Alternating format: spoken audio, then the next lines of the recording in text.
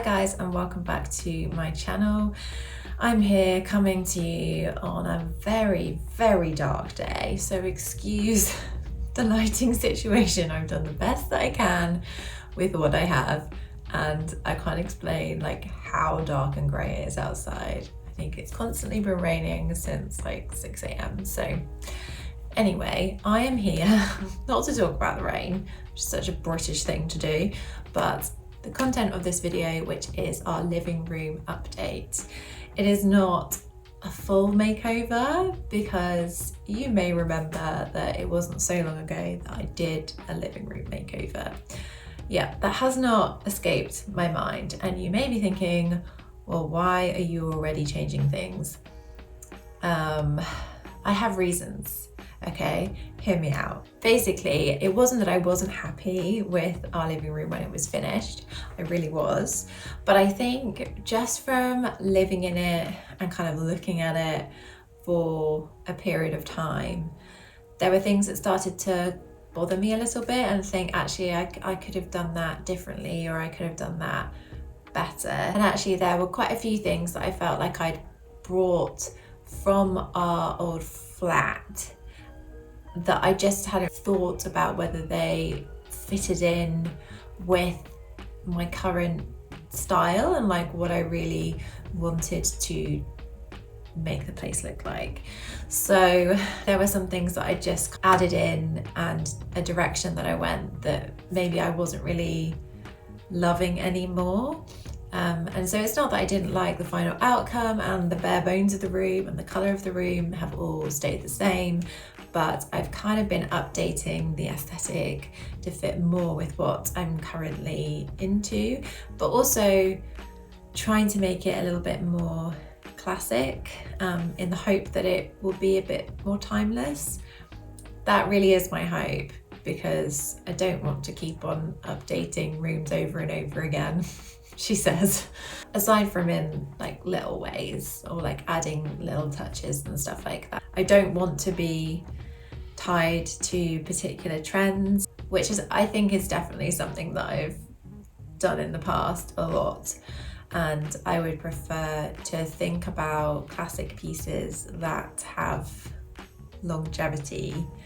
And so I have obviously purchased things from Facebook Marketplace and charity shops and all of those things for this room, but I wanted to make it feel more cozy, a bit more English, if that makes sense, and definitely found that I was being drawn to more kind of cottagey vibes. Even though we definitely do not live in a cottage, it's quite an easy way to add character and personality to a new build.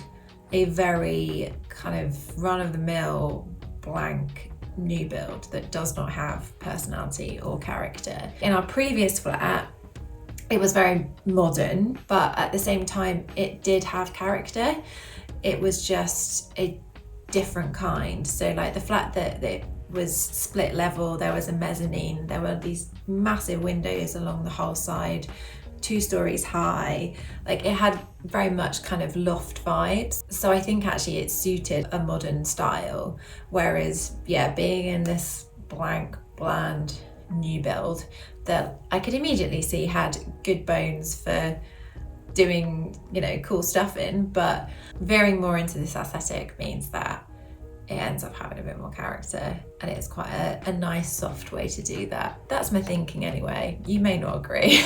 I may not have achieved what I was hoping to achieve, but I feel happy with the end result. Yeah, it's just been over like a period of many months. So I did this room makeover like about a year ago, and it was like maybe March that I started thinking, I probably would have done a lot of things differently if I was to do it over again. And so it's been since then just sourcing pieces, like doing little tweaks and slowly changing up the room with how it feels. So it's been casual, it's been low key, sort of like on the side, on the back burner.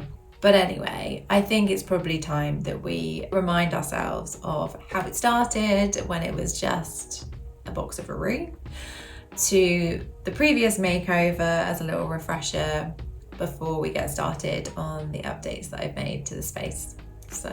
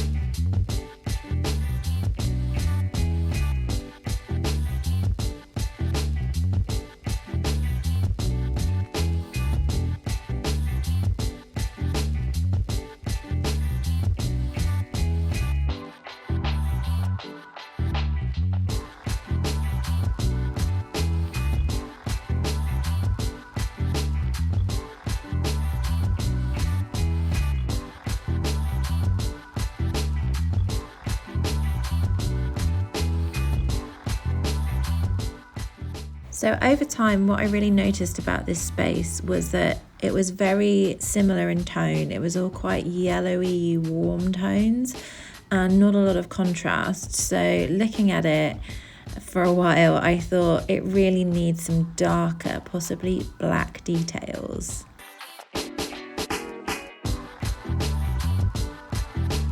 Whilst I spent the first makeover trying to avoid using any black, I knew that it would work because I used it in the curtain poles, which looked really nice against the colour of the walls.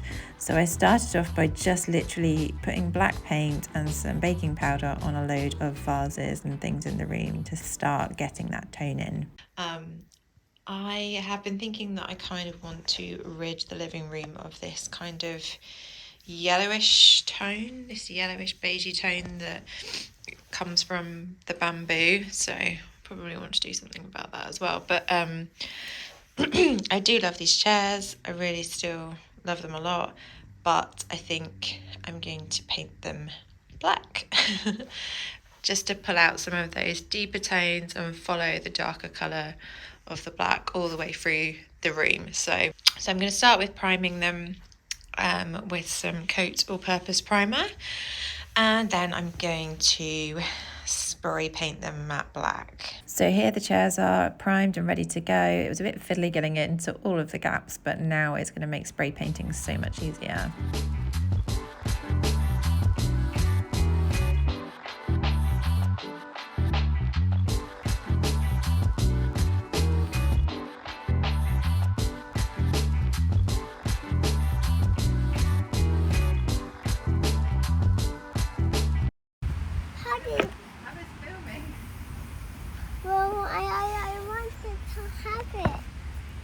Mama, I'm just giving it to you instead. Mama, there's a picture of me. Yeah. Mommy, you don't have it here. Okay. Then I decided to repurpose our existing lampshades by spray painting them in matte black. And I actually used the bottom of an activity tray table that the kids have, which had been sat in our garden rusting all winter, so actually it needed a bit of an extra coat of black itself, so it worked out pretty well, and it meant that I could turn these over and get on the insides. Then when I was finished, whilst it said it was matte black spray paint, as you can see here on this one, it was a bit shiny and I just wasn't feeling it, so I decided to cover the whole of the both of them in this French chic chalk paint, which comes off looking way less shiny. So here they are,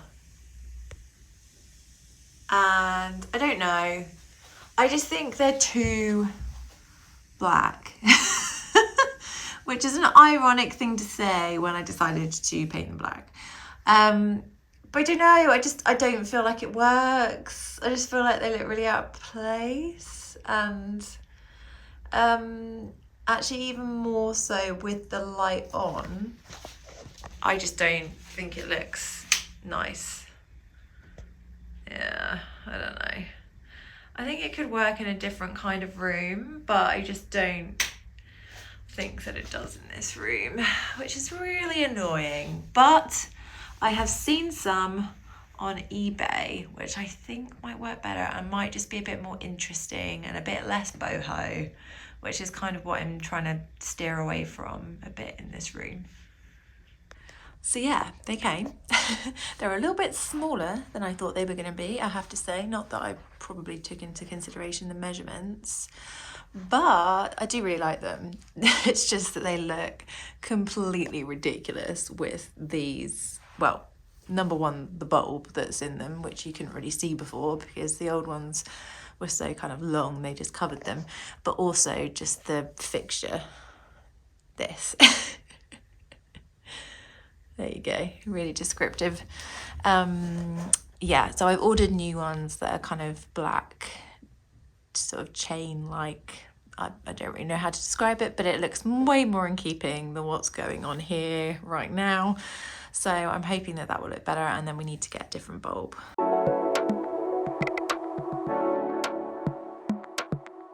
Next up was replacing our existing media console, which was one of the few pieces to survive from our old house. So I just put it in without really thinking. Then somebody commented on my makeover YouTube video and said, oh, I love the mid-century media console. And I was like, oh yeah, it is really mid-century, and we don't really have anything that's mid-century anymore, so it just doesn't go.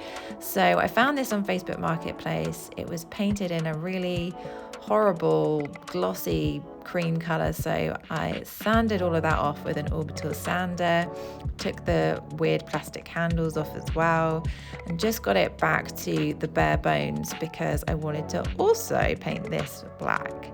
Thankfully there was a little hole in the back already for cables, but Nick just helped me make that bigger with a drill bit. And then once it was all ready to go back in its original state, I had a moment where I was like, do I just want it natural wood? But I still want to do darker tones all around this room. So I decided that I was going to paint it with that French Chic chalk paint again.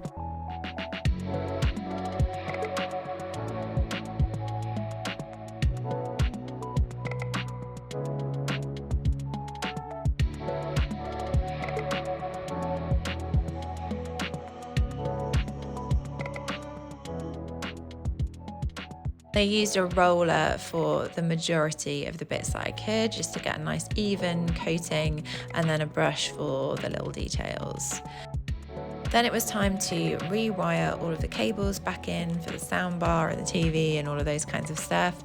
And we actually used a plug extension cable that we attached to the back so that you wouldn't see everything because it's quite a small unit.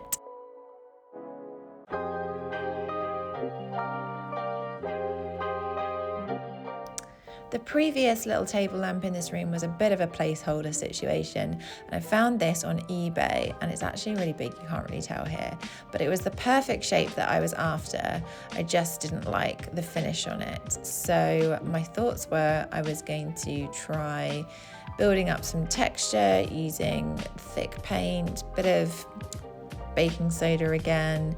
I just did a brown layer on the bottom, which looks decidedly poo-like, but trying to get different brush strokes in different directions to build up a nice texture.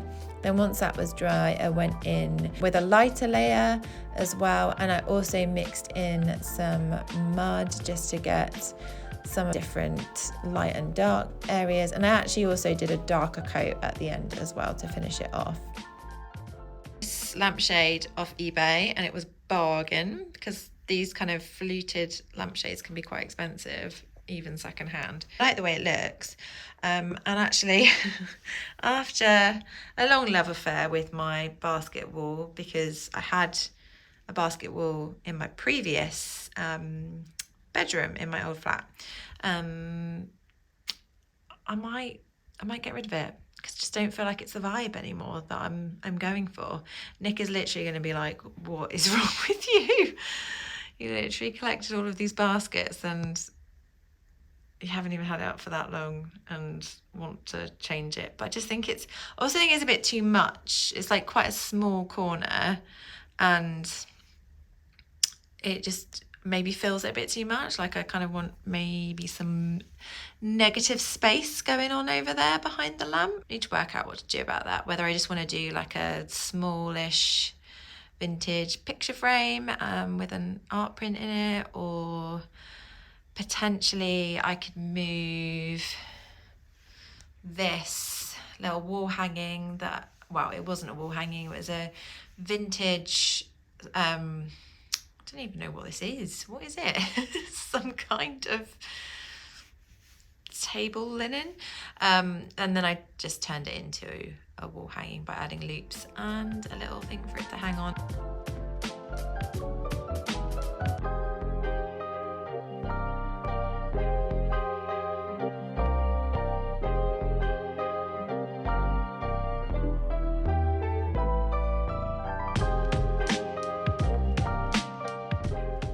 I wanted to change up my gallery wall that I did previously with some darker vintage frames and some artwork that was a bit more moody, and I did this by first doing a Photoshop mock-up, which I like to do to get an idea of what it's going to all look like. I did a very crude lump of black on top of the dresser with the handles so I could see how everything looked overall, and I could start picking different prints to go in the place of the previous ones. And then by the magic of some random, very strange cartoon to keep Lars occupied, I managed to replace all of the artwork, and I think most of them ended up being from North Prints on Etsy, again, all downloadable art. Then in this corner we have some Duplo. This is my son's house styling, in case you wanted a little window into what his home would look like in the future. Yeah, I really need to dismantle that and put it away. It's been up for like maybe a month because he wouldn't let me take it apart, but there will come a day when that needs to happen. Anyway, for this corner, so I've had this chair that I got from Facebook Marketplace here for a little while, just in the corner.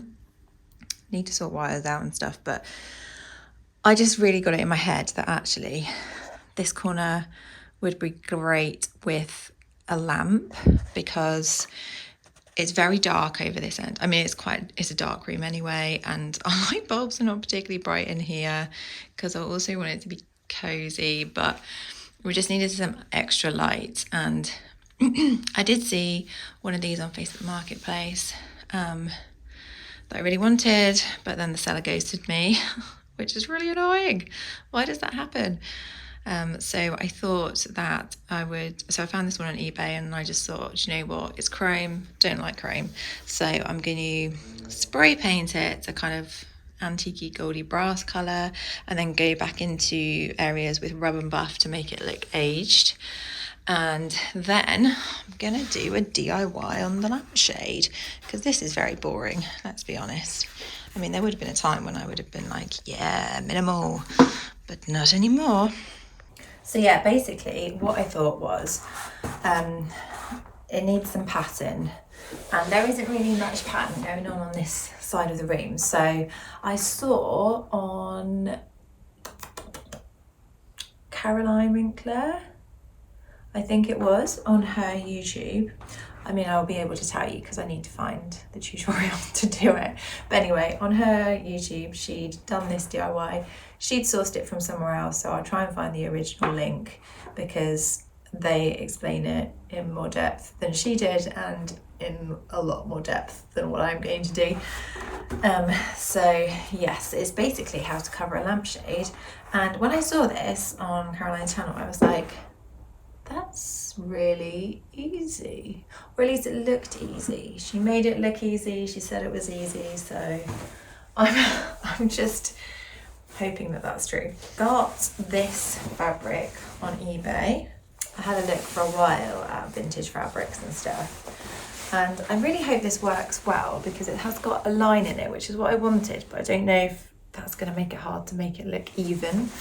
But anyway, so it's this pattern, which I thought was really quite nice. Essentially, you just need to cut out a shape that's going to wrap around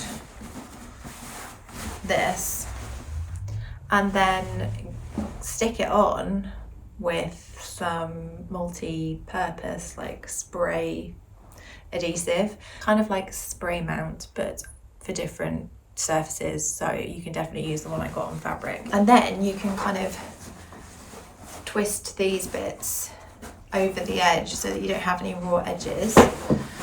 And then I thought I'd go one step further, and what I really wanted to do was add a frill around the bottom, but I can't be bothered. So I bought something already existing, which is this.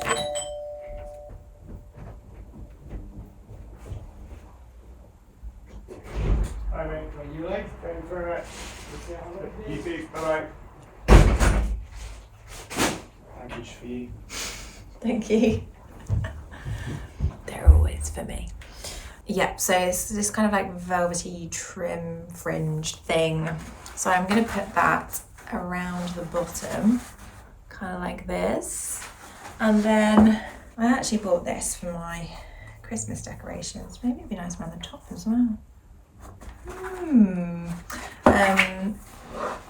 But I thought, because I feel like this like top edge looks a little bit unfinished. This is like, what's going on with how I'm trying to show you this? Yeah, I thought I'd like double up like this. Clearly you can see what I'm talking about. But actually, yeah, I might put some around the top as well, just, you know, for extra laughs. Looks like it's quite nice to finish it off like that. We will see. We will see if this works. And if it does, then seriously, everyone should try this, because how great that it's so simple that you can make a lovely lampshade when nice lampshades can be quite expensive. So yeah, here goes. Start with a large bit of paper and then place your lampshade on the paper at the join, using that as a starting point, and then roll the lampshade across the page, marking with a pencil as you go the top and the bottom to give you the shape. Once you've done that, join the end with a ruler and add on an inch to one end, also adding on half an inch to both the top and the bottom. And you can do this by just marking points and then joining them up, and then you cut all of this out and you've got your pattern piece. Place this on top of your fabric and basically trace out on top of it the shape that you need, and then you can cut it out, and then you use your special all-purpose spray mount, do a little bit onto the lampshade and then also on the back of your fabric that you're using, and then you just place that fabric down, fold over the end so that you've got a nice neat seam, and then do the same, just roll the lampshade over this, smoothing out any joins, and you can take it off and re-stick it on if you need to, folding over the ends on both edges, just neatly trying to get a nice neat crisp edge. I use some extra super glue on that join where the seam is, just because it wasn't sitting particularly flat. And then I added my trim, so I used super glue again just to go around the whole thing, bit at a time, just attaching this little tassely bit. And I added my ribbon on top of that with the super glue, and then I also did do the top section with the ribbon as well.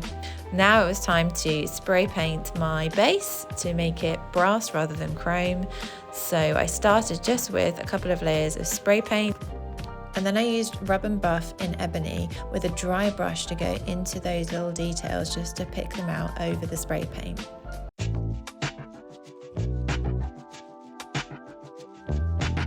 As I said before, I was doing away with the yellowy light wood tones and instead adding in darker wood tones. So to replace the bamboo shelf, I bought these two really cheap shelves. They're the same ones that I used in the kids' bedroom, and I stained them but with wood dye because I really like the colour of the wood dye. The only thing was is it dried quite faint, so I actually went over with my old wood varnish that comes out a bit yellowy on its own, but it was perfect on top of the wood dye. The combination just worked really well.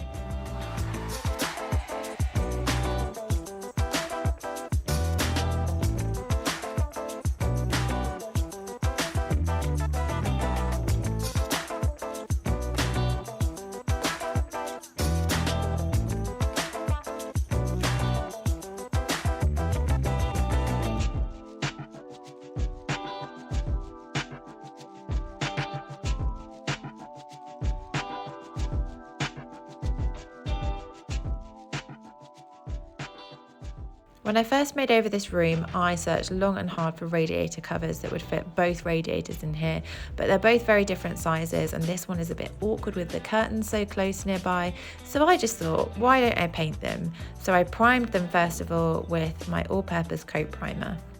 I finished painting the radiators on Friday night. It was a wild Friday night in on my own, kombucha and radiator painting. But yeah, I primed it with my all-purpose primer from Coat that I use on everything. And, sorry, I just ran downstairs. That was enough to completely knock me out. And then I did, I think in the end it was 3 coats of the Lick beige one that I've got on the walls. But I'd read in lots of places that if you've got some kind of all-purpose primer underneath, oh my goodness, guys, I can't even talk. Then you can just use normal paint on the top. You don't necessarily need radiator paint or paint that's for metal. But anyway, I think I probably could have got away with 2 coats, but I was doing it at night. The light's really bad in here, but also when Lick paint dries, I found, at least the interior stuff, kind of looks quite like patchy, but it's not actually patchy, it's just the process of it drying. So I think I was a bit like, oh, it still looks like it's not properly covered, but I think 2 coats would have been fine. But anyway, I did 3, and I'm just like, why did I not do this sooner?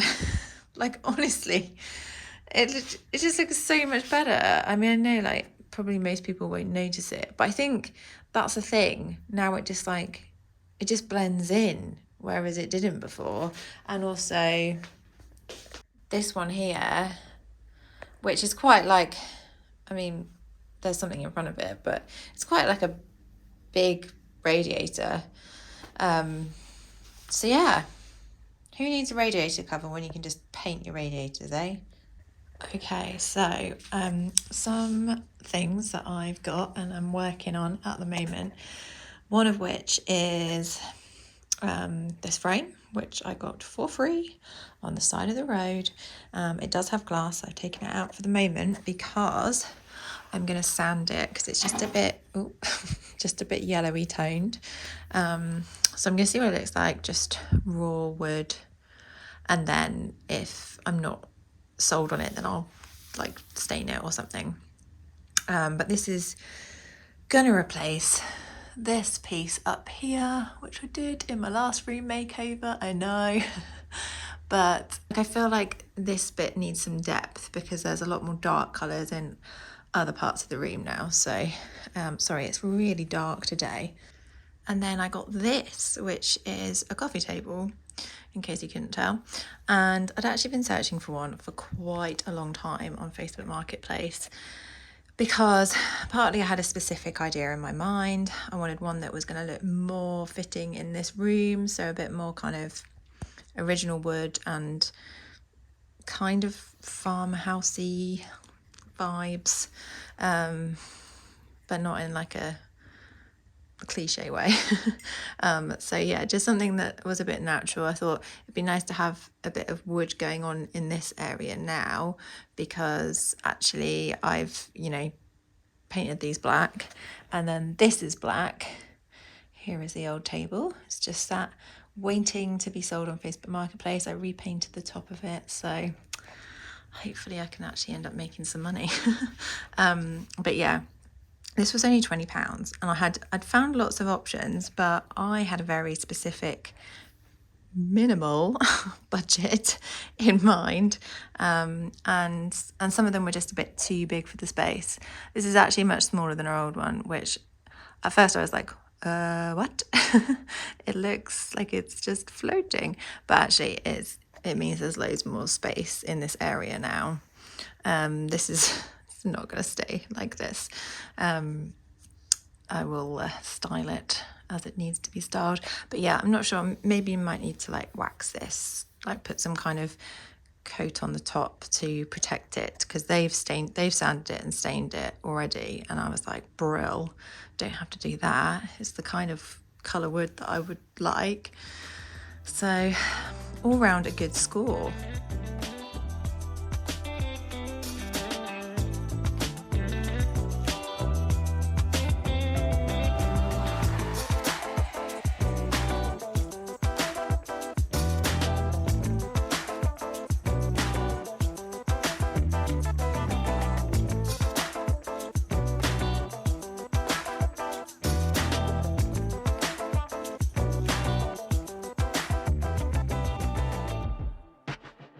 Okay, so here it is, done. Excuse my toes. Toes are so weird, aren't they? I don't really want them in the shot. I'm really happy with it. It's turned out as I expected and as I'd hoped, so that's always a good thing. And the frame, I decided not to put the glass in it because then you can see more of the texture. Did I just do that? But also the frame, I did sand it down, which you saw. But I also just added like a little whitewash over the top. Well, actually it was more a grey colour. Just because it wasn't bad, but when I lifted it against the wall, it was still just a tiny bit too yellow toned. And I just wanted to like mute it a little bit. And she's probably coming up a little bit yellow on camera right now because I've got the really yellow light on in the corner. But I basically just mixed a little bit of acrylic paint with some water, tiny bit of water, and then just splashed it on and like kind of did it to eye. There's no rhyme or reason. I can't give you like a ratio because I just did what looked right, and like you can always wipe it off or like sand over it again if you get it wrong. So that's a good little tip if it's just not quite right, and you know, probably more likely to have acrylic paint around than proper stuff for a whitewash. Firstly, excuse the hair, which is a massive mess and in dire need of a wash, but let's ignore that. Secondly, I'm very, very nearly finished the living room. I'm very excited. It's been a journey, but I want to address the windows, and whilst I would love to just rip the blinds off, maybe not rip them off because I kind of have to keep them for the landlord when we move out, but anyway, whilst I do not like them and the windows would look much better without them, I am also aware that we are in winter in a year when energy prices are at an all-time high and this is the coldest room in the house, and so an extra layer of insulation would be very helpful, particularly because our curtains are not thick in here. Neither do I want them to be, but I think practically I know that the blinds need to stay, at least for now. So I could still make the windows look a little less like modern, seeing as this room is really not leaning into any kind of modern aesthetic. And what I'd love to do is do what I've done in both the bathrooms and take the blinds off, paint the outside black and do like a crittle effect, but no, that's not happening because I'm not taking the blinds off, but also that's a lot of work to do on all of the windows and the doors in here. So I bought some electrical tape that is white. So I'm gonna do the kind of cross crittle thing to create fake window panes, but just keeping the window white as it is, and I'm gonna keep blinds. So yeah, I'm gonna try that. It might look rubbish. I'm not sure that I've necessarily seen anybody do this before. So yeah, like it might look really naff, or it might make the room look a little bit more cohesive. That's my hope. Right, and because I'm a total geek, well, no, I just thought this would make my life easier because I'm not very good at, you know, visualizing this kind of stuff that's technical. I actually, on Photoshop, got the measurements for each window, scaled it down in millimeters, but the proportions are all right, and then I like worked out where I need to put the window panes. This is it. I've got plenty, so hopefully it will work. And yeah, I mean, if it looks like it does in my mind, it will be an improvement. I started by measuring out the points that I needed to apply my tape. So I just put little markers with a pen that could easily just be scratched off all the way down the sides and then in the middle, either side, so I could get a straight line. And then I just joined up those points by putting my tape on, and I ended up doing 3 layers of tape on each little pane just to make sure it was completely opaque.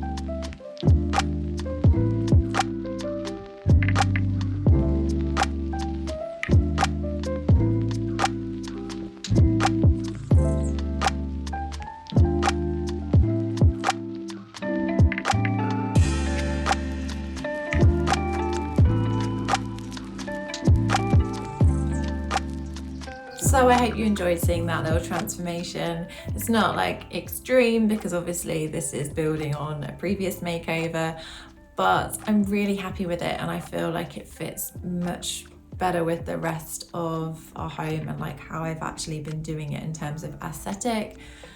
I just think it feels a lot more cozy, which is really convenient because it's currently like nearing the end of autumn, going into winter, and so I just want to be cozy. I just want to light candles in this room and be cozy and sit under blankets, which we have to do because it's also the coldest room in the house by a fair amount. But yeah, let me know what you think, if you like the changes that I've made and my kind of vision for the space, or if you just think I'm crazy that I've already remade it over. Because yeah, you're entitled to that opinion. Like, I can see why you would think that.